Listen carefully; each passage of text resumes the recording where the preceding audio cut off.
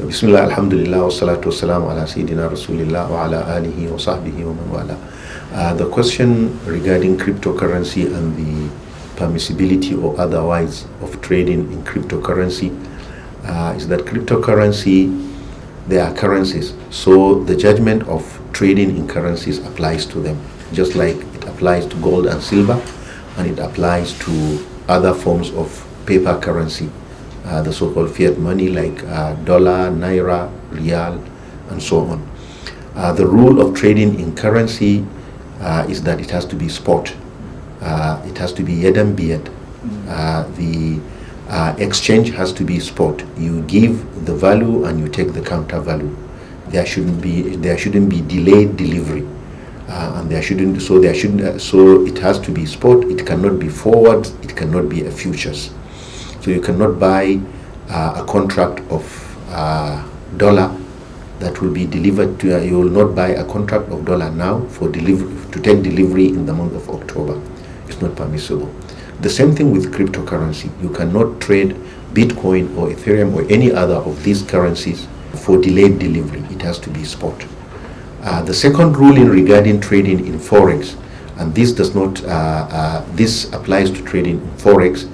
It also applies to cryptocurrency, which is the question of leverage. Most people that are trading in forex, when you are trading in forex, most people, they trade in forex using a platform supplied by brokers, and they give you leverage. If you have like the equivalent of $10,000, they will give you leverage to trade in up to $1 million. And when you make a profit, you will give them a commission. The commission is supposedly for using the platform, but it's not only for using the platform. The commission is also for using that amount of leverage that they give you. Because if you were to lose the loss, it will have to be deducted from your original deposit, from your 10,000 that you deposited.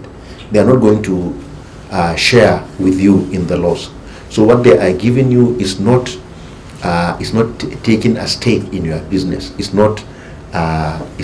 cannot be called to be a partnership or a joint venture, but rather it is a loan. You are taking a loan, and whatever you pay as premium over because of the profit that you make is regarded as riba. So if there is no leverage, you can the same thing will apply in trading in cryptocurrencies. If you take leverage in buying the cryptocurrencies, it is the same as taking leverage in trading in forex, and the addition that you make is riba. The contract itself is haram, but there is if the leverage is made in a Sharia compliant way, if it is made in a Sharia compliant way, like the way they do tawarruq in some financial markets that are having Sharia compliant transactions, if the leverage is done in a Sharia compliant way, then that is permissible. But hardly do you find such brokers who will give you a leverage in a Sharia compliant way. So trading in cryptocurrency is permissible if these two conditions are fulfilled. That is, it has to be spot and there should be no leverage. For you to own it and hold it, so that when its value rises, you sell it, so long as you are not speculating, because speculation itself is haram.